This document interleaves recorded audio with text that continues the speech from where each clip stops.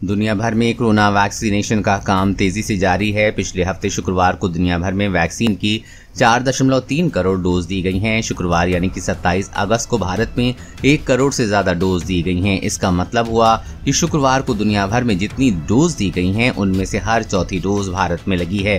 प्रतिशत के हिसाब से देखें तो ये आंकड़ा 23% बैठता है, लेकिन कुछ हफ्तों पहले तक डेली वैक्सीन डोज में भारत की हिस्सेदारी काफी कम थी। उदाहरण के लिए 1 अगस्त को दुनिया में जितनी वैक्सीन डोज लगी उनमें से सिर्फ 4% डोज ही भारत में लगी थी।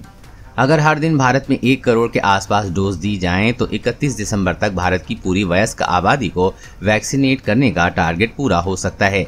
एक दिन में 1 करोड़ से ज्यादा डोज देने पर माइक्रोसॉफ्ट के फाउंडर बिल गेट्स ने भी भारत को बधाई दी है। आंकड़े बताते हैं कि वैक्सीनेशन के लिहाज से भारत के लिए पिछला हफ्ता शानदार रहा है। पिछले हफ्ते 5 दिन भारत ने हर दिन औसतन 77.5 लाख डोज लगाए हैं। इतना ही नहीं, पिछले हफ्ते भारत ने एक उपलब्धि ये भी हासिल की है कि उसने अपनी 50% से ज्यादा एलिजिबल आबादी को वैक्सीन की कम से कम 1 डोज लगा दी है, जबकि अब तक करीब 15% आबादी को दोनों डोज लग चुकी हैं।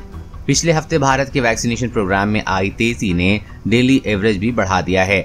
जुलाई में भारत में हर दिन औसतन 42.8 लाख डोज लगाई गई थी और अगस्त में अब तक 58.9 लाख डोज लग चुकी हैं, जो जुलाई की तुलना में 37% ज्यादा हैं। भारत में अब तक 62 करोड़ से ज्यादा डोज लग चुकी हैं, जो चीन के बाद सबसे ज्यादा है। वहीं अगर राज्यों के आंकड़े देखें तो बड़े राज्यों में वैक्सीनेशन तेजी से बढ़ा है। उदाहरण के लिए उत्तर प्रदेश में शुक्रवार को करीब 30 लाख डोज लगाए गए हैं। इतना ही नहीं, अगस्त में 72% से ज्यादा डोज सिर्फ 10 राज्यों में लगाई गई हैं। उत्तर प्रदेश, महाराष्ट्र और मध्य प्रदेश जैसे राज्यों में अगस्त में वैक्सीन काफी तेजी से बढ़ी है। कोरोना वायरस और कोरोना वैक्सीन से जुड़ी हर अपडेट पाने के लिए चैनल को सब्सक्राइब करें।